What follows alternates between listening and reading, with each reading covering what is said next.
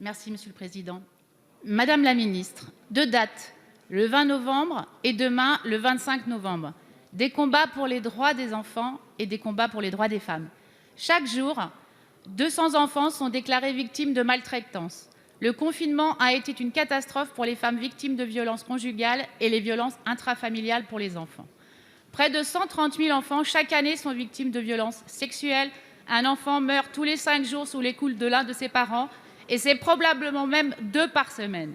On estime qu'il y a 6% de la population française qui est victime d'inceste et un nombre croissant de victimes de prostitution des mineurs et de pédocriminalité.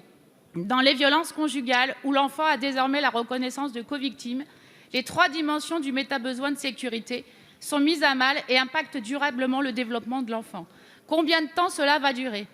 La France, pays des droits de l'homme, doit se montrer sur ce point exemplaire dans l'effectivité des droits et leur enrichissement. Aujourd'hui, la protection de l'enfance est à bout de souffle, Madame la Ministre. Vous aviez annoncé une commission d'enquête spéciale sur les violences sexuelles faites aux enfants. Je vous le dis, après MeToo, qui a libéré la parole des femmes, il est nécessaire d'être au rendez-vous et il est temps de lever le dernier des tabous, dont l'inceste en France. Nous demandons pas des états généraux, nous demandons un plan d'urgence pour l'enfance en danger, des moyens et des actes. Dans 1 an, nous devons avoir changé de paradigme. Accompagner les jeunes de l'ASE jusqu'à l'autonomie. L'autonomie, ce n'est pas 18 ans dans notre société aujourd'hui. Un projet pour notre jeunesse et ça va jusqu'à 25 ans. Lorsqu'un SDF sur 4 est un jeune sorti de l'ASE, ne fermons plus les yeux. Et n'oublions jamais que chaque adulte marche dans les pas de son enfance. Et je vous le dis, je vais demander une délégation parlementaire. Monsieur l'Éducation nationale, des faits extrêmement graves ont été révélés par la presse concernant les relations de votre ministère avec le syndicat Avenir Lycéens. Ces faits jettent le trouble et mettent gravement en cause l'administration même de l'Éducation nationale, puisqu'il est question de l'implication de la Direction générale de l'enseignement scolaire et de son directeur, du délégué national à la vie lycéenne et de plusieurs de ses recteurs dans l'utilisation d'un syndicat à des fins d'instrumentalisation partisane d'élèves mineurs. Mon propos n'est pas ici de vous interroger sur l'origine de la création et la nature de ce syndicat, dont nombre de ses membres sont issus de votre parti politique, ni sur le bon usage des subventions importantes qui lui ont été versées sans visiblement contrôle de l'administration. Une commission d'enquête parlementaire serait plus à même de mettre en lumière les mécanismes institutionnels et politiques qui ont pu conduire à cette instrumentalisation de la démocratie lycéenne. Il appartiendra par ailleurs à la justice, saisie de plaintes de plusieurs syndicats, de faire en toute indépendance la lumière sur les éléments de ce dossier qui seraient pénalement répréhensibles. Pour autant, la gravité des faits révélés ne peut être balayée d'un revers de main comme vous le faites. Un ministre ne peut créer ses interlocuteurs et en faire des instruments de promotion de ses réformes, tout en affaiblissant les oppositions existantes. Cette défense est d'ailleurs mise à mal par les éléments rapportés par l'enquête journalistique fondée sur des documents écrits qui contredisent les éléments fournis par vos services. Ces révélations ne font qu'accroître le malaise de la communauté éducative et portent atteinte à l'exigence d'exemplarité vis-à-vis de la jeunesse. Ces faits graves sont bien loin des promesses de campagne du Nouveau Monde de 2017, celle de la République exemplaire. Monsieur le ministre, toute la lumière doit être faite et afin de garantir l'impartialité exigée qu'une enquête interne ne pourra offrir, allez-vous consentir à ce que celle-ci soit diligentée non par vos services qui seraient alors juges et parties, mais par l'inspection générale de l'administration? C'est juste l'état de droit.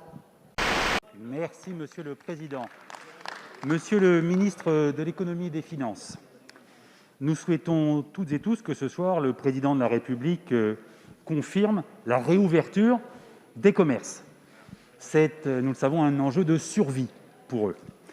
Mais chacun sait aussi que pour sauver notre modèle commercial français, et en particulier les commerces de nos communes, ce sont des mesures très fortes qu'il faut prendre.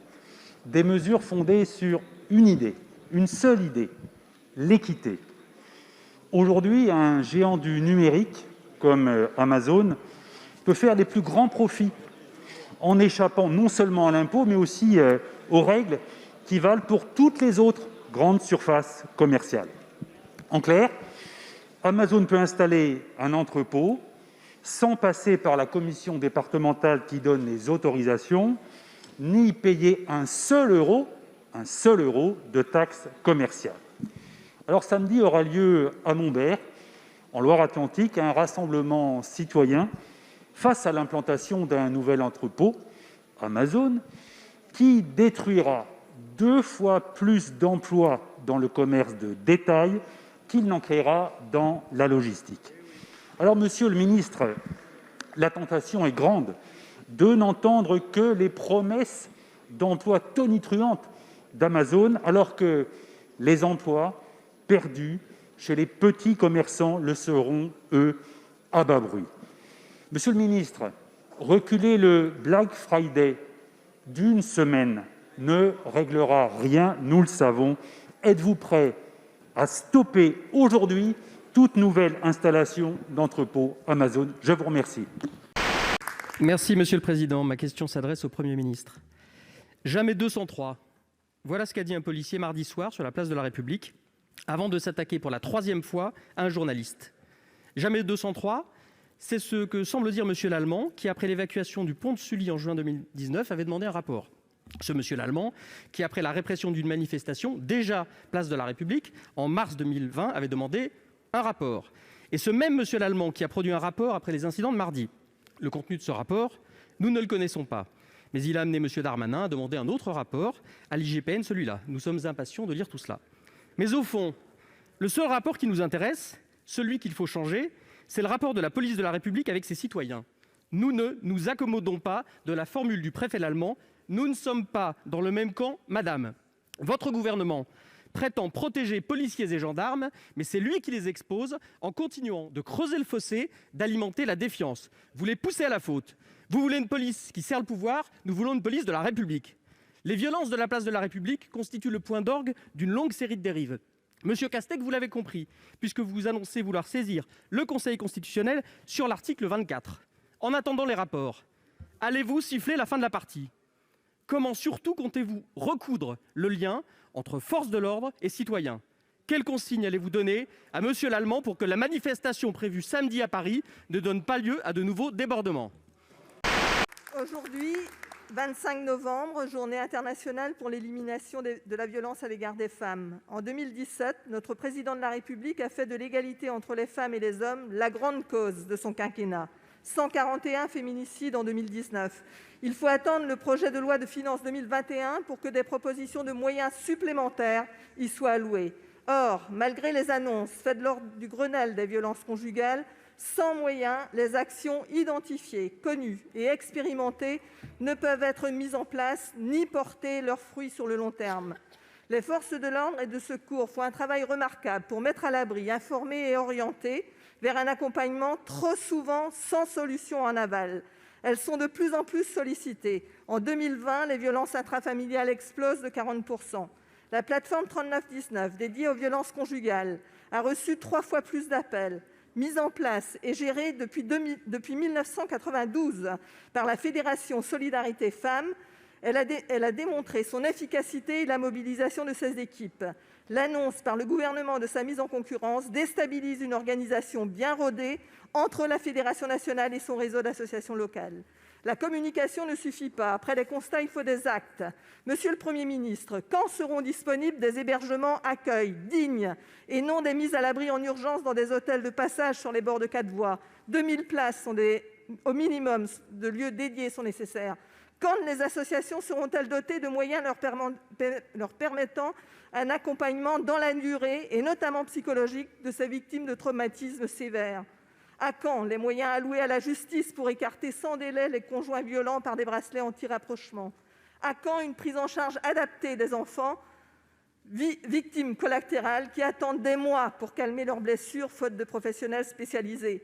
À quand une éducation nationale de nos garçons et de nos filles dès les petites classes sur l'égalité des sexes? À quand les formations effectives tout au long de la vie dans nos entreprises et administrations sur l'égalité hommes-femmes et des violences sexistes et sexuelles au travail et ailleurs? Merci Monsieur le Président. Mes chers collègues, ma question s'adresse au Premier ministre.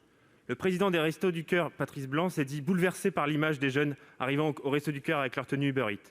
Ils apportent à manger, mais ils n'ont pas de quoi manger pour eux. Monsieur le Premier ministre, je tenais à vous parler d'un sujet qui me tient à cœur, qui nous tient à cœur, qui engage notre pays et son avenir, la situation de notre jeunesse. La situation due à la Covid-19 a encore dégradé les conditions de vie des jeunes. Le chômage des actifs de moins de 25 ans a bondi. Il pourrait dépasser les 30 % à la fin de l'année. Un jeune de moins de 25 ans sur 5 est en dessous du seuil de pauvreté. Les épiceries sociales sont débordées. Les soins médicaux sont un luxe pour nombre d'entre eux.